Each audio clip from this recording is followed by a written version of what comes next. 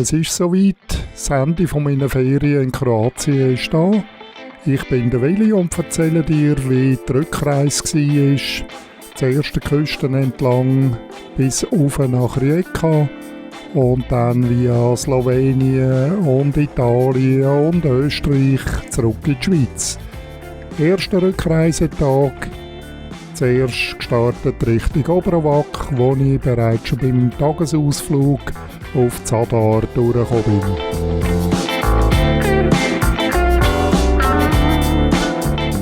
Den Weg bis Oberawac, den habe ich ja bereits schon gekannt. Ich bin ja vor ein paar Tagen auf Zadar für einen Tagesausflug und der Unterschied war dann aber erst zu Oberawac selber gewesen. Dort bin ich das Mal nicht nach Osten über die breite Straße, sondern direkt nach der Brücke Richtung West abgebogen. Ein schönes Bergströssli, leider nur ein paar Kilometer lang. Und oben auf der Höhe, dort bin ich dann wieder in die breite Straße gekommen, die dann grob Richtung Zadar führen tut.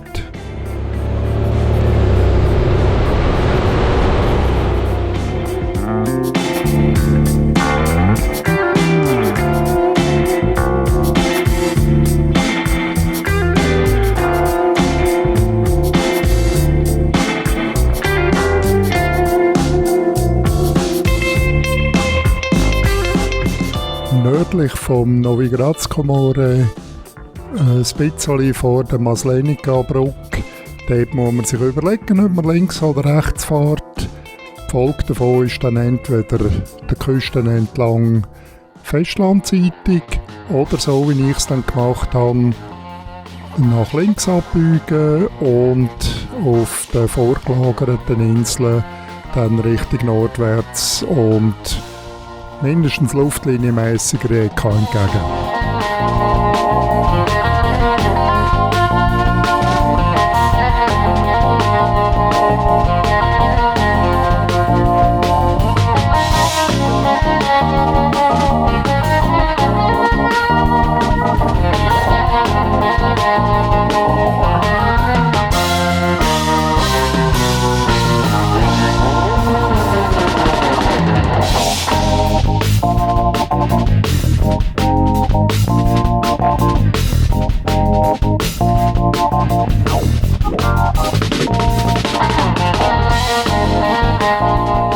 Wie ich vorhin schon gesagt habe, bin ich ja nach der Maslenica-Brücke Richtung West gefahren und bin über die langgezogene am Festland vorgelagerte Insel gefahren. Es ist relativ anspruchslos vom Fahrerischen her, aber landschaftlich doch sehr abwechslungsreich. Vielleicht sogar noch abwechslungsreicher, wie wenn man die klassische Küstenstraße nimmt, wo am Festland wirklich den Meeresarm entlang führt. Aber dort hat es halt mehr Kurven. Das nächste Mal würde ich wahrscheinlich dort durchfahren.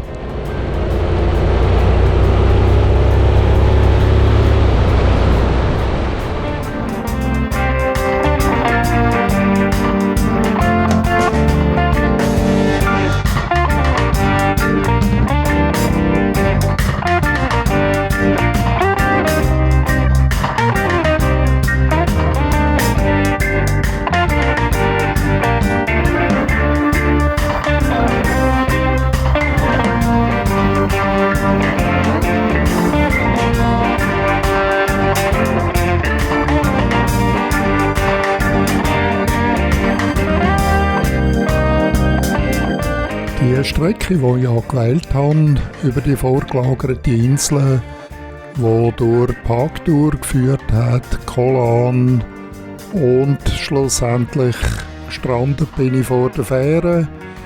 Ich hatte noch Glück im Unglück gehabt. Ich konnte wirklich nur noch meine 10 Euro oder was abdrucken und gerade den Töff aufs Schiff laden. Und das Ladetor ist zugegangen und wir sind losgefahren. Also von dort her wirklich verzögerungsfrei. Aber trotzdem ist halt die Strecke einfach gute halbe Stunde länger. Mindestens in der Prognose, wie es dann mit dem entsprechenden Verkehr an dem Sonntag ausgesehen hat, das steht dann auf dem anderen Blatt.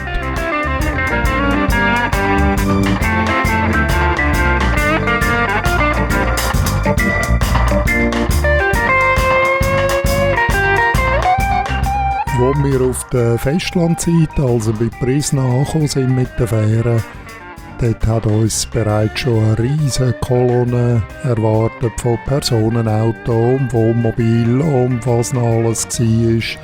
Die Strasse, die den Berg durchführen tut in ein paar Haarnadeln, die war also zu einem rechten Stück einfach Kolonne auf der Gegenspur. Und auch der Verladevorgang auf die Fähre, das wird noch einen Moment gedauert haben.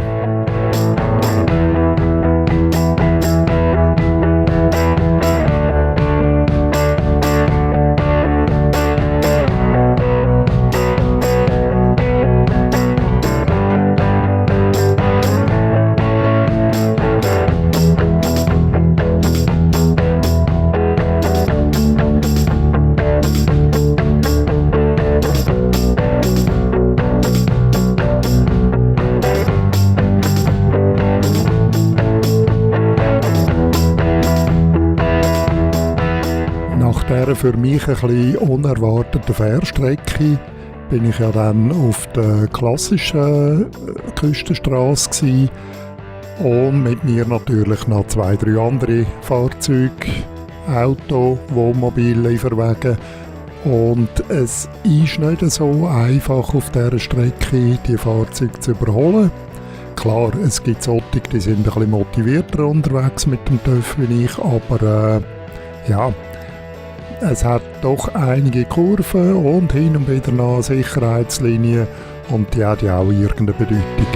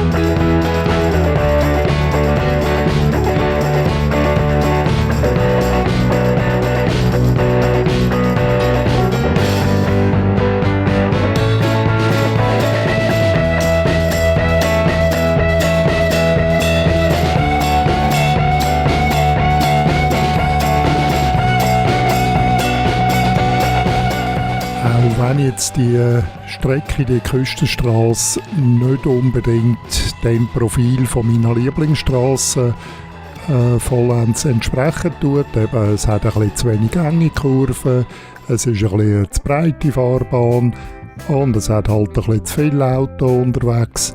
Aber landschaftlich wunderschön und das Wetter, das war sowieso der Hammer gewesen. Also unter dem Strich sehr eine schöne Fahrt gewesen.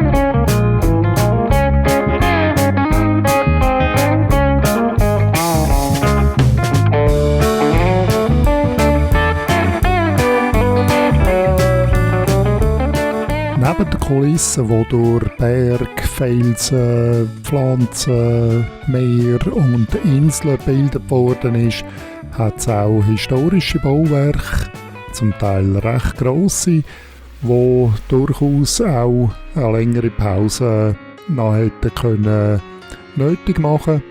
Für mich hat es aber bedeutet, ich habe keine Zeit dafür, bin durchgefahren, weil mein Ziel für den heutigen Tag war noch, dass ich möglichst ein rechtes Stück noch ins Slowenische reinkomme.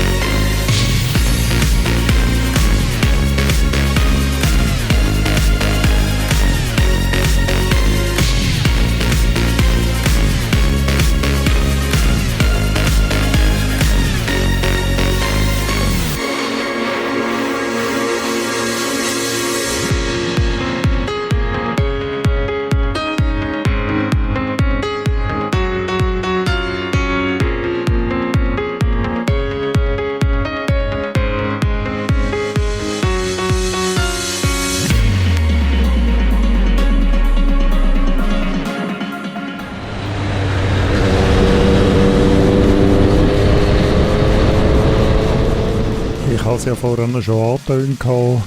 Es gibt andere, die ein bisschen motivierter sind, ihrem Vorwärtsdrang Rechnung zu tragen.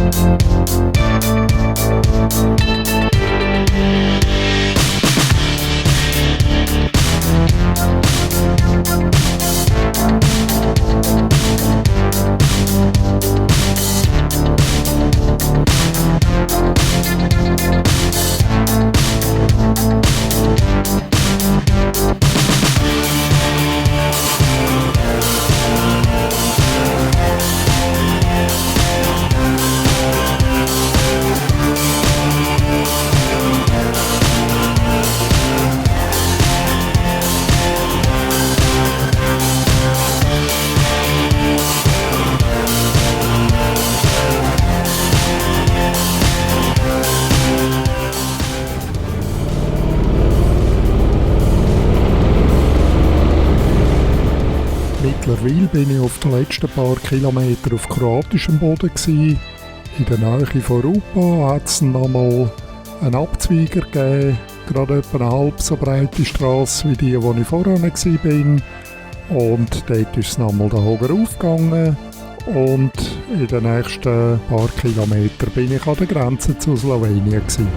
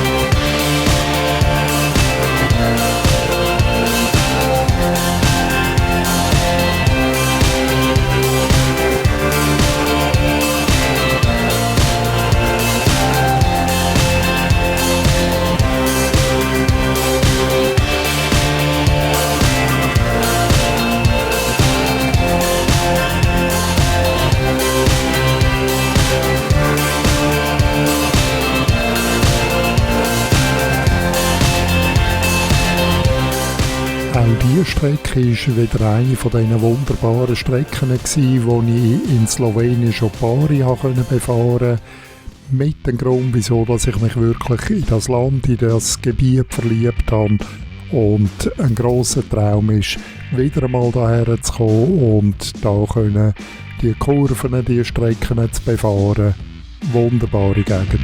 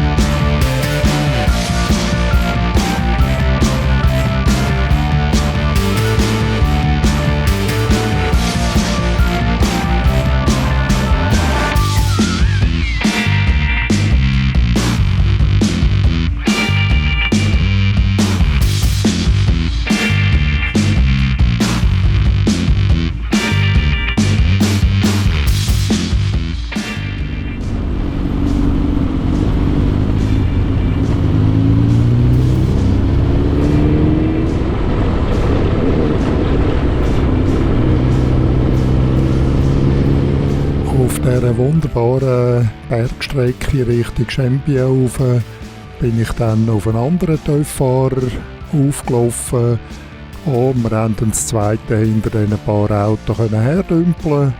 Das war wirklich schade, aber auch so, die Strecke, die ist der Hammer und wenn man sie natürlich für sich allein geht, dann wird das dann wirklich ein Genuss sein.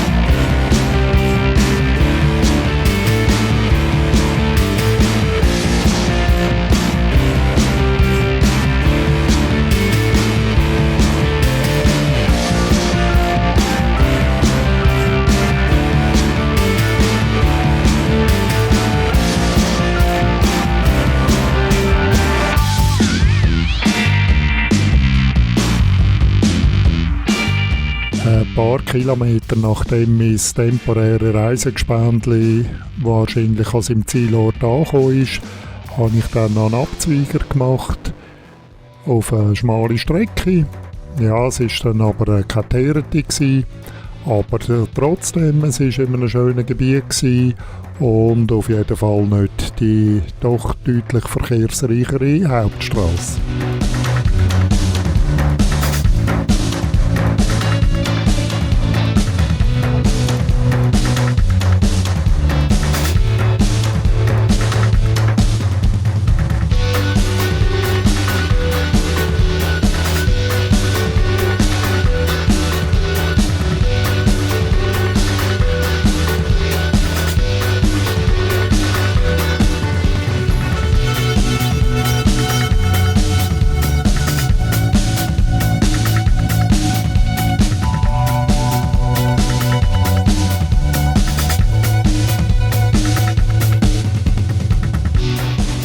Kurz hinter Postojna hat einem Wegweiser einen Campingplatz angekündigt. Es seien noch irgend 2 Kilometer ist gestanden. Und die 2 Kilometer sind nochmal eine wirklich wunderbare Strecke gewesen. Der Camping selber auch, super Anlage, schön in den Bäumen. Und was ich dann auch erst hinterher eigentlich gemerkt habe, dass das ein wunderbares Gebiet ist. Ähnlich wie im Jura, auch mit unterirdischen Höhlen, mit Gruben, mit Löchern, die oftmals sich auftun.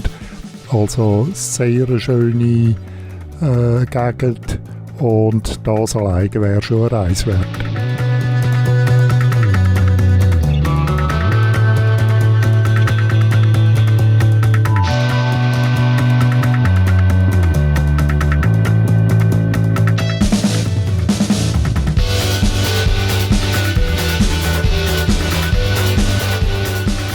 war also der erste Tag von meiner Heimreise aus der Kroatienferien. Ich bin etwa 20 Kilometer westlich von Ljubljana auf einem Campingplatz, wunderschönen Campingplatz, und bin jetzt noch am Nachtessen gewesen und habe den nächsten Tag geistig bereits schon in Angriff genommen. Ich hoffe, das wird dich dann auch wundern, wie es dort gegangen ist. Bis bald und tschüss.